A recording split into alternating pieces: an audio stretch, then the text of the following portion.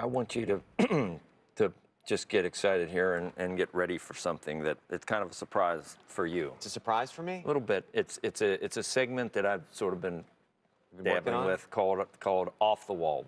Not just about Wall Street, about social, doing good in public-private ways. And wait till you see what's next. How Philadelphia's anti-graffiti network totally transformed that city into a hub for creativity. Starts with art, goes all the way to community redevelopment and helping kids get engaged, ex-cons. And we've got the founder of the city's Mural Arts program.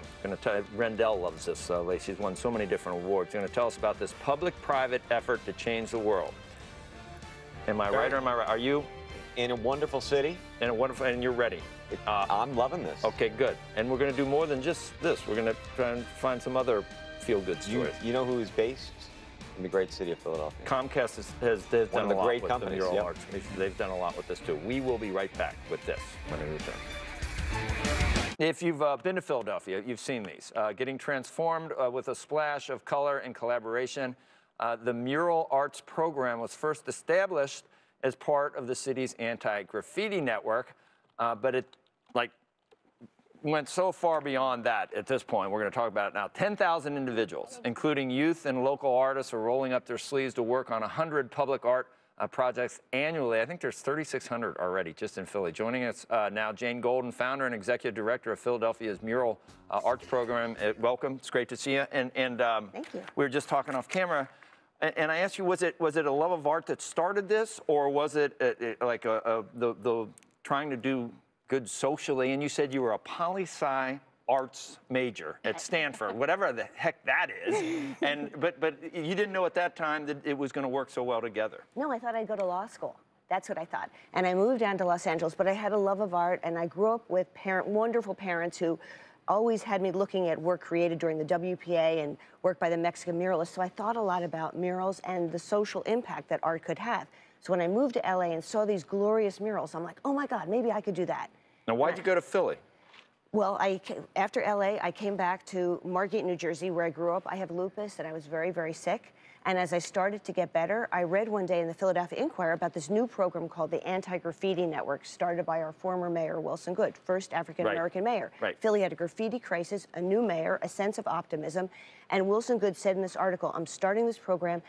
I have a hunch that a lot of kids like art. I'm going to build an art component. And he hired you on the spot. I sent my resume to Wilson Goode's office. I got a call from the head of arts and culture. I went in. They hired me in 5 minutes. Okay, so doing graffiti and cleaning things up and urban blight is one thing.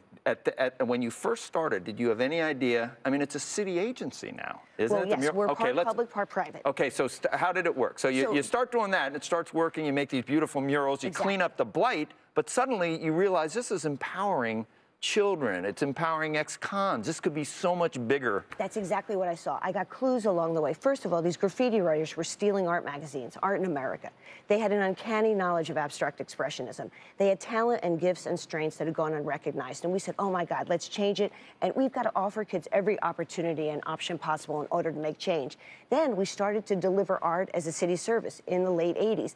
And we noticed we would do this big, beautiful mural, and people would look at the lots and say, wait a minute, this has to change. We went other city services, and we're like, okay, we can do that. So we started layering in services, and we understood that when you have success, it's not a time that you become complacent. It's actually a time you become hyper-strategic. And we started to build this program, and people started to clamor for art because in that art, they saw hope and possibility, and that laid the foundation for the Mural Arts program. So suddenly you got kids that are helping, and they all finish high school and end up going to college.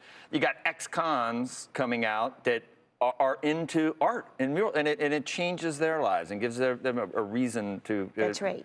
Because when we became the Mural Arts program, we opened our doors to all kids, and then we were made part of the Division of Social Services, and we started working with the Department of Human Services. Yeah. But only 10% funded by the city and 90% private. That's right. Foundations, corporations, individuals, and earned income. And I feel like you stretch every dollar you get from government, you stretch it as far as you can, and you really work hard to make sure the program is relevant and impactful to all the citizens in the city of Philadelphia. I wanted you to come on before I knew that Comcast has been, obviously, it's a big Philly company. I should have known, but that's not why I had you come in, but Comcast has been extremely helpful. Comcast has been extremely helpful. We do Comcast Cares Day. I talked to Comcast University, and we have wonderful corporate partners like Comcast. But also, I think what the genius of this is that we've made it through 4 administrations, and every mayor, every city council has been invaluable. Mayor Nutter has been incredible, opening the door for us to be highly innovative. Our reentry program has a 10% recidivism rate. We're reclaiming public spaces in the city. Our art ed program, 100% high school graduation rate for kids in our advanced programs, 85% moving on to higher education. We want to create a workforce for the 21st century, kids that are resilient and tenacious, kids that are persistent and embrace creativity and innovation. Hey, Jane, you talk about what this means for the people, and that is amazing. But I would guess it's also the space that you reclaim stays reclaimed, because there's a real sense of ownership. You don't have to go back and redo any of this, right? That's right. Out of almost 4,000 works of art that we've created, maybe a handful have been graffitied. And back in the day, people would say, oh my God, that's a waste of money and time. Those walls will get defaced. And now people are coming here from all over the world. It's the largest program of its kind anywhere. So we're working with hundreds of cities across the country and dozens of cities around the world. Why doesn't amazing? How many in that mural we just saw? Also a Rutgers graduate, Joe. Well, that's what we just found out. You went from, so you learned a little at Stanford, but then to finish it all off, you went to Rutgers. So you've been telling me that. So how many cities, big cities, that have not done anything with blight and graffiti, how many are interested in, and why doesn't it get started there? They need to clone you 12 times or something?